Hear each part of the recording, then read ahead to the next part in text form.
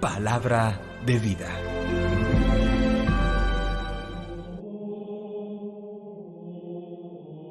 De la profecía de Ezequiel, capítulo 17, versículos 22 al 24.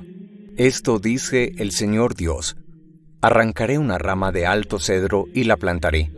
De sus ramas más altas arrancaré una tierna y la plantaré encima de un monte elevado. La plantaré en la montaña más alta de Israel, para que eche brotes y dé fruto y se haga un cedro noble.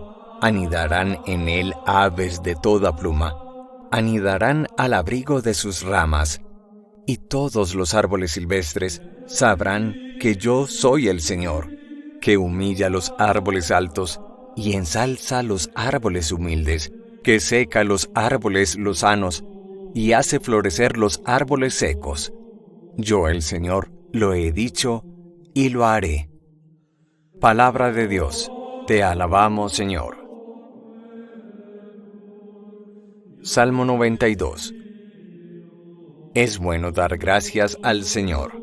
Es bueno dar gracias al Señor y tañer para tu nombre, oh Altísimo. Proclamar por la mañana tu misericordia y por la noche tu fidelidad. Es bueno dar gracias al Señor. El justo crecerá como la palmera, se alzará como cedro del Líbano. Plantado en la casa del Señor, crecerá en los atrios de nuestro Dios. Es bueno dar gracias al Señor. En la vejez seguirá dando fruto y estará lozano y frondoso, para proclamar que el Señor es justo, que en mi roca no existe la maldad. Es bueno dar gracias al Señor. De la segunda carta del apóstol San Pablo a los Corintios, capítulo 5, versículos 6 al 10. Hermanos, siempre tenemos confianza, aunque sabemos que mientras vivimos, estamos desterrados lejos del Señor. Caminamos sin verlo, guiados por la fe. Y es tal nuestra confianza que preferimos desterrarnos del cuerpo y vivir junto al Señor. Por lo cual, en destierro o en patria, nos esforzamos en agradarle, porque todos tenemos que comparecer ante el tribunal de Cristo, para recibir premio o castigo por lo que hayamos hecho en vida. Palabra de Dios. Te alabamos, Señor. Del Santo Evangelio según San Marcos, capítulo 4, versículos 26 al 34. En aquel tiempo decía Jesús a las turbas: el reino de Dios se parece a un hombre que echa simiente en la tierra. Él duerme de noche y se levanta de mañana. La semilla germina y va creciendo sin que él sepa cómo. La tierra va produciendo la cosecha ella sola. Primero los tallos, luego la espiga, después el grano.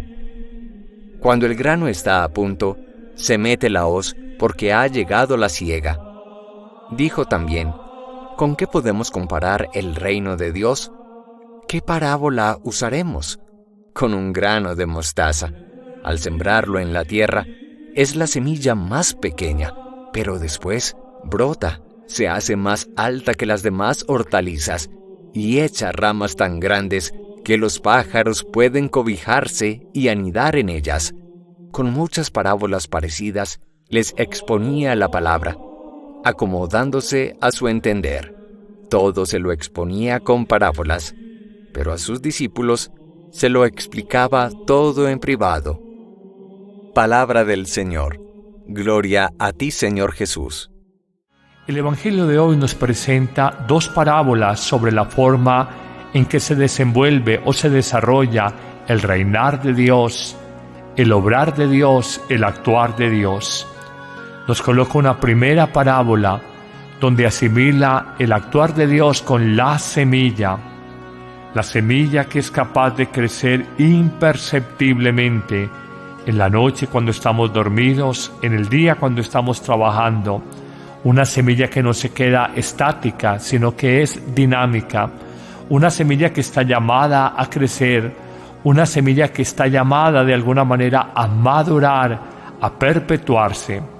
Pero nos habla, además de la semilla y de crecer imperceptiblemente, nos habla de un tercer elemento, el reinar de Dios, nos habla de una semilla que creciendo produce cosecha ella sola. El hombre, el ser humano, la humanidad, nuestro esfuerzo humano se limita fundamentalmente a sembrar. La obra, la cosecha, el fruto es obra del Espíritu Santo, es obra de Dios. Volvemos a decir, la obra es de Dios. A nosotros simplemente nos toca sembrar en fe, sembrar con amor, sembrar con confianza en que Dios permitirá que se dé el resultado, el fruto, la cosecha en el corazón de los demás. Habría finalmente un cuarto elemento de esta primera parábola del Evangelio de hoy. Además de la semilla, 1, de crecer sin darnos cuenta, 2, de producir fruto ella sola, habría un cuarto elemento y es segar, recoger ese fruto. No se puede perder. De alguna forma, el Evangelio lo vemos 500 años en América Latina, 2000 años en Europa, quizás un poco menos de tiempo en África, Asia y Oceanía. Estamos llamados a recoger los frutos. No dejemos perder los frutos de fe que hemos recibido de nuestros mayores. Un ejemplo todavía más claro es este. Papás, ustedes han recibido la fe de sus padres, de sus abuelos. No dejen que esa fe que recibieron de manera casi natural, casi espontánea, silvestre, porque se producía de manera muy bonita y muy abundante en la sociedad de hace 30, 40 años, se pierda porque no la comunicamos, no recogimos esos frutos y la transmitimos a nuestros hijos, a las nuevas generaciones. Papás, mamás, no permitan, no dejen de recoger ese fruto que produjeron sacerdotes hace 50, 60 años, que produjeron sus padres y sus abuelos hace varias décadas. No dejen que ese fruto se pierda y no sea comunicado a sus hijos. Habrá que iniciar un nuevo proceso con ellos porque estamos dejando reventar los frutos en el árbol, pudriéndose en el árbol o cayendo al suelo sin que nosotros lo recojamos. Qué hermosa enseñanza la de esta parábola de la semilla y cómo a partir de 4 momentos nos enseña. Pero hablemos de una segunda parábola que aparece en el Evangelio de hoy, es la de la semilla de mostaza. Presenta 3 características bien especiales. Entre todo el mundo de las semillas y de las hortalizas, es la más pequeña, la más diminuta. Jesús se sirve de este ejemplo de la cotidianidad de su tiempo, la semilla más pequeña, la mostaza, para indicar que el reino de Dios tiene un origen insignificante, simple, como que no cuenta para los hombres. Atrás la espectacularidad, lejos el boato, la solemnidad, el show. La lógica de Dios no es así. Dios obra en pequeñez, en simplicidad. Aprendamos esta verdad a la manera de una semilla de mostaza. Pero habría una segunda afirmación, un segundo elemento dentro de esta parábola, y es que la semilla de mostaza, a pesar de que es pequeña, insignificante en su apariencia, tiene un poder interior, tiene una fuerza interior, intrínseca, que nosotros no alcanzamos a vislumbrar. Una vez que es sembrada en el corazón, que es terreno bien abonado, crece y crece y crece de tal manera que se transforma en el árbol más grande en el mundo de las semillas y de las hortalizas. Habría finalmente un tercer elemento, y es que ese árbol que ha crecido, sin darnos cuenta, se transforma en fuente de vida para otros. En un ejemplo muy simple, a la manera de las parábolas de Jesús, nos dice que esa semilla de mostaza que ha crecido y se transforma en un verdadero arbusto alto, hermoso, frondoso, se constituye en nido y en solaz, en regazo, en cobijo, quizás en días muy calurosos, para los pájaros del cielo.